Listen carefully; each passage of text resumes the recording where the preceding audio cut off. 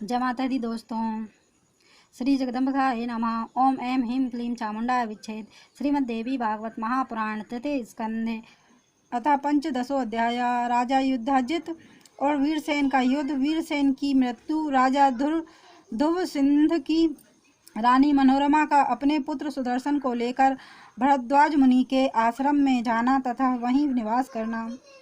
व्यास जी बोले, हे राजन, युद्ध आरंभ हो जाने पर क्रोध एवं लोभ के वशीभूत उन दोनों राजाओं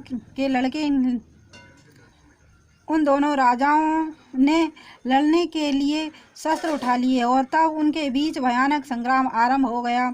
युद्ध के लिए कृत संकल्प वे विशाल बाहु राजा युद्धाजित धनुष धारण करके अपनी सेना तथा वाहन आदि के साथ रणभूमि में डट गए। सत्य पराक्रमी राजा वीरसेन ने युद्धाजित को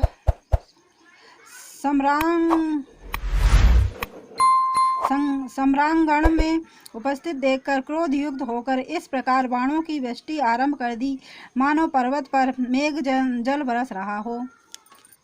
राजा वीरसेन ने पत्थर पर घिसकर तीक्ष्ण बनाए गए धूर्तगामी तथा सीधे प्रवेश करने वाले बाणों से युद्धाजित को आच्छादित कर दिया और युद्धाजित के द्वारा छोड़े गए अत्यंत तीव्रगामी बाणों को उन्होंने अपने बाणों से टुकड़े टुकड़े कर दिए। इस प्रकार हाथियों, रथों तथा घोड़ों से अति भयंकर युद्ध होने लगा। जिस देवता, मनुष्य तथा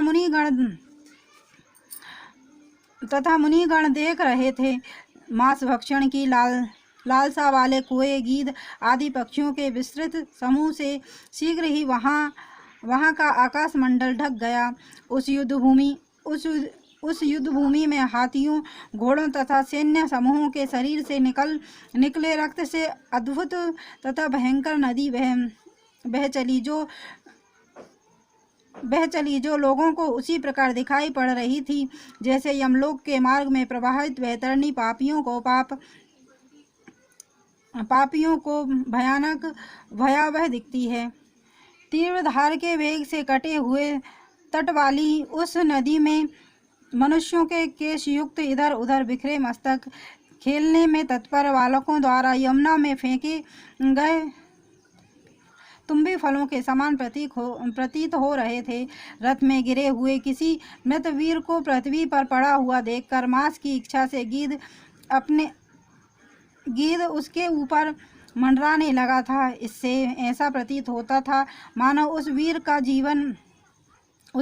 जीवन अपने शरीर को अति सुंदर देखकर अत्यंत विवश हो उसमें पुनः प्रवेश करने की इच्छा कर रहा हो। युद्ध भूमि में हत कोई वीर योद्धा सुंदर विमान में आरूढ़ होकर अपनी गोद में बैठी हुई किसी देवांगना से अपना मनोभाव इस प्रकार व्यक्त करता था, हे करभोरु, इस समय बाणों से आहत होकर धरती पर पड़े हुए मेरे इस कांति युक्त शरीर को देखो। शत्रु के द्वारा मारा गया एक वीर ज्यों ही अंतरिक्ष में पहुंचा और अप्सरा के पास जाकर विमान में बैठा, त्यों ही उसकी अपनी प्रिय स्त्री अपना शरीर अग्नि को भली भांति समर्पित करके पुनः दिव्य शरीर पाकर अपने पति के पास जा पहुंची। उस युद्ध में दो वीर परस्पर एक दूसरे के शस्त्र प्रहार से आहत होकर मर गए और साथ साथ ही स्वर्गलोक में पहुंचे। वहां पर भी एक अप्सरा को प्राप्त करने के लिए वे दोनों वीर शस्त्र युक्त होकर एक दूसरे को मारने हेतु युद्ध करने लगे। कोई अनुरागम युवा वीर अतिशय रूपवती तथा गुणवती अप्सरा को प्राप्त करके अत्यंत बड़ा चढ़ाकर अपने गुणों का वर्णन करते हुए उनके प्रति भक्तिपरायण होकर प्रयत्न पूर्वक उस प्रेमदायिनी के गुण आदि का अनुकरण करने लगा। घोर युद्ध के कारण रणभूमि में उड़ी हुई अत्यधिक धूल ने अंतरिक्ष स्थित सूर्य को ढक लिया और दिन में ही रात हो गई। पुनः वही धूल जब अतः रक्त सिंधु में विलीन हो जाती तब अत्यंत प्रभाव वाले सूर्य अचानक प्रकट हो जाते। कोई युवक वीर युद्ध में मरकर स्वर्ग पहुंचा तो उसे एक सुंदर रूप वाली देव कन्या मिली जो उसके ऊपर आसक्त हो गई, किंतु ब्रह्मचर्य व्रत के नाश होने से भयभीत उस चतुर वीर ने उसे स्वीकार नहीं किया। उसने सोचा कि ऐसा करने से मेरे अनुरूप यह ब्रह्मचारी शब्द व्यर्थ हो जाएगा। तदंतर घोर संग्राम छेड़ जाने पर राजा युधाजित ने अपने तीक्ष्ण तथा अत्यंत भीषण बाणों से वीरसेन को मार डाला। इस प्रकार कटे मस्तक वाले महाराज वीरसेन पृथ्वी पर गिर पड़े। उनकी संपूर्ण सेना नष्ट हो गई और चारों दिशाओं में भाग गई। अपने पिता वीरसेन को संग्राम गण में मारा गया सुनकर तथा अपने पिता के वैर का स्मरण करते हुए मनोरमा भय से व्याकुल हो गई। वह इस चिंता में पड़ गई कि बुरे विचारों वाला वह पापी युधाजित राज के लोभ से मेरे पुत्र को अवश्य ही मार डालेगा। अब मैं क्या करूं, कहाँ जाऊं? मेरे पिताजी युद्ध में मारे गए हैं तथा पति भी मर चुके हैं और मेरा यह पुत्र अभी बालक ही है। लोभ बड़ा ही पापी होता है। इसने किसी को अपने वश में नहीं किया। लोभ से ग्रस्त हो जाने पर श्रेष्ठ राजा भी कौन सा पाप नहीं कर सकता। लोभ से अभिभूत मनुष्य अपने माता पिता भाई गुरु तथा बंधु बांधवों को भी मार डालता है, इसमें संदेह नहीं है। लोभ के कारण मनुष्य अभक्ष का भक्षण तथा अगम्य स्त्री के साथ गमन भी कर लेता है। यहाँ तक कि लोभ से व्याकुल होकर वह धर्म का त्याग भी कर देता है। अब इस नगर में कोई बलवान पुरुष मुझे सहायता देने वाला भी नहीं रह गया जिसके आश्रय में रहकर मैं अपने सुंदर पुत्र का पालन कर सकूं। यदि राजा युधाजित मेरे पुत्र को मार डाले तो मैं फिर क्या करूंगी? इस संसार में मेरा कोई रक्षक नहीं है जिसके सहारे मैं निश्चिंत रह सकूं। मेरी सौत लीलावती भी सदा मुझसे बैरभाव रखती है, अतः वह भी मेरे पुत्र पर दया नहीं करेगी। युधाजित के रणभूमि से लौटकर आ जाने पर मेरा यहाँ से निकल भागना संभव नहीं हो सकेगा। वह मेरे पुत्र को बालक जानकर उसे कारागार में डाल देगा। सुना जाता है कि पूर्व काल में इंद्र ने अपने वज्र को अत्यंत छोटा बनाकर अपनी सौतेली माता दिति के गर्भ में प्रवेश करा के गर्भस्थ शिशु को भी काट कर उसके 7 टुकड़े कर दिए थे। इसके बाद उसने पुनः एक टुकड़े के साथ खंडन कर दिए थे। वे ही आगे चलकर देवलोक में उन 4 मरुत के रूप से में प्रतिष्ठित हुए। मैंने यह भी सुना है कि पूर्व काल में एक राजा की किसी रानी ने अपनी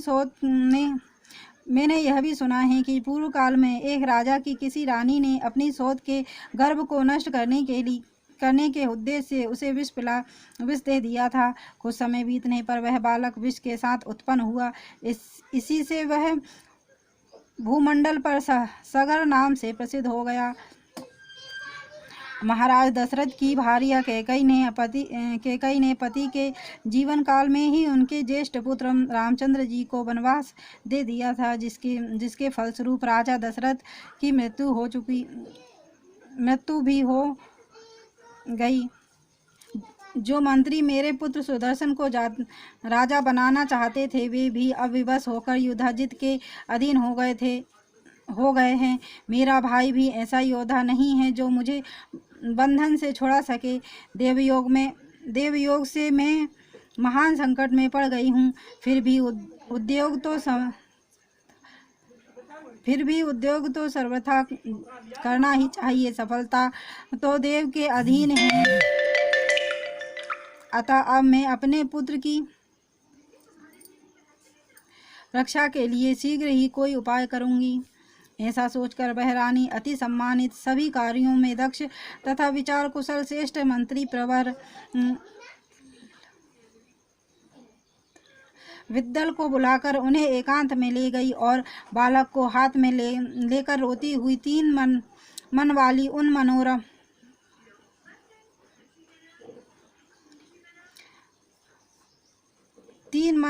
उस मनोरमा ने अत्यंत दुखित होकर उनसे कहा, मेरे पिता युद्ध में मारे गए और मेरा यह पुत्र अभी अबोध बालक है। राजा युधाजित बालक बलवान है, ऐसी परिस्थिति में मुझे क्या करना चाहिए, मुझे बताएं।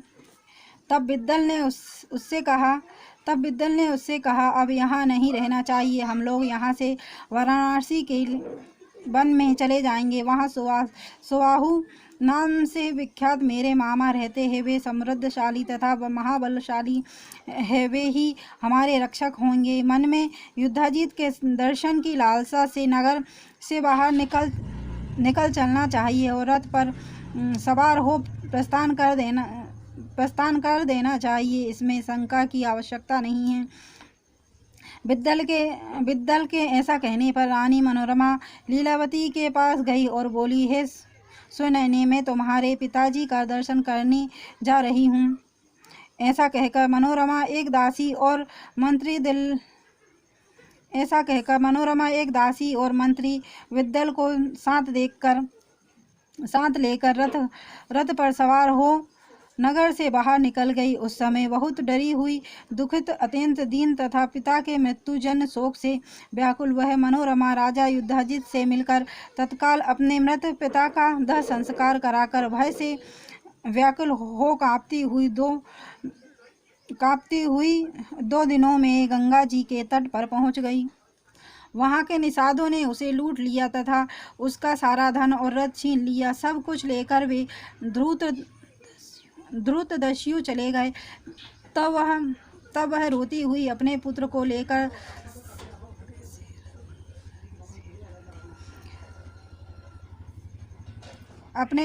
लेकर सेरंधी के हाथ का सहारा लेकर किसी प्रकार गंगा के तट पर गई और एक छोटी सी नौका पर डरती हुई बैठकर पवित्र गंगा को पार करके वह भयाक्रांत मनोरमा त्रिकूट पर्वत पर पहुंच गई। वह भयभीत मनोरमा भरद्वाज मुनि के आश्रम में शीघ्रता से पहुंची। तब वहां तपस्वियों को देखकर वह निर्भय हो गई। तदंतर भरद्वाज मुनि ने पूछा,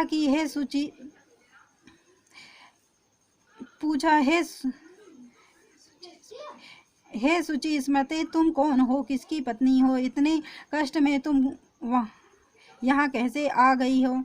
मुझसे सत्य कहो, मुझसे सत्य कहो, तुम कोई ऐसा हो अथवा मानवी हो, अपने इस बालक पुत्र के साथ वन में क्यों विचरण कर रही हो? हे सुंदरी, हे कमल नयने, तुम राजभ्रष्ट जैसी प्रतीत हो रही हो।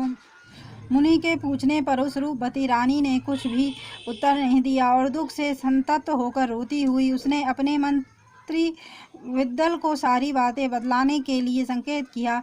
तब विद्दल ने मुनि से कहा, ध्रुव संधि एक श्रेष्ठ नरेश थे, ये उन्हीं की मनोरमा नाम वाली धर्मपत्नी है। सूर्यवंश में उत्पन्न उन महाबली महाराज को सिंह ने मार डाला। सुदर्शन नाम का यह बालक उन्हीं राजा का पुत्र है। इनके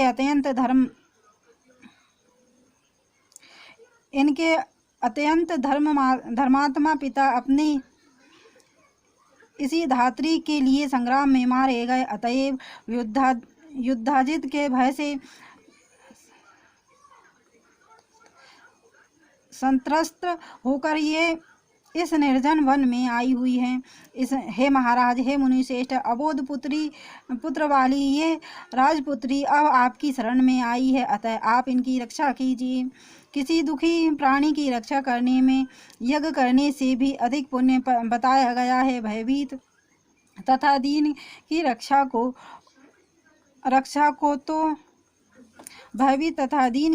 को तो और भी अधिक फलदायक कहा गया है। ऋषि बोले, हे कल्याणी, तुम यहाँ भय रहित होकर निवास करो। हे सुब्रते, अपने पुत्र का पालन पोषण करो। हे विशाल नयने, यहाँ तुम्हें शत्रुओं से उत्पन्न होने वाला किसी प्रकार का भी भय नहीं करना चाहिए। तुम अपने इस कांतिमान पुत्र का पालन करो, तुम्हारा यह पुत्र आगे चलकर राजा होगा। यहाँ तुम लोगों को कभी भी कोई दुख तथा शोक नहीं होगा। व्यास बोले, मुनि के इस प्रकार कहने पर महारानी मनोरमा निश्चिंत हो गई और मुनि के द्वारा प्रदान की गई एक कुटिया में वे शोक रहित होकर निवास करने लगी। इस प्रकार सुदर्शन का पालन पोषण करती हुई वे मनोरमा अपनी दासी तथा मंत्री विद्दल के साथ वहाँ रहने लगी। इति श्रीमद्देवी भागवत महापुराणे अष्टादशसहस्रस्यां संहितां तृतीय स्कंधे मनोरमाया भरद्वाजाश्रम प्रति गमन नाम 15वां अध्याय। और देवी भागवत की यह महिमा आपको पसंद आती है तो चैनल को लाइक एंड सब्सक्राइब करें। धन्यवाद।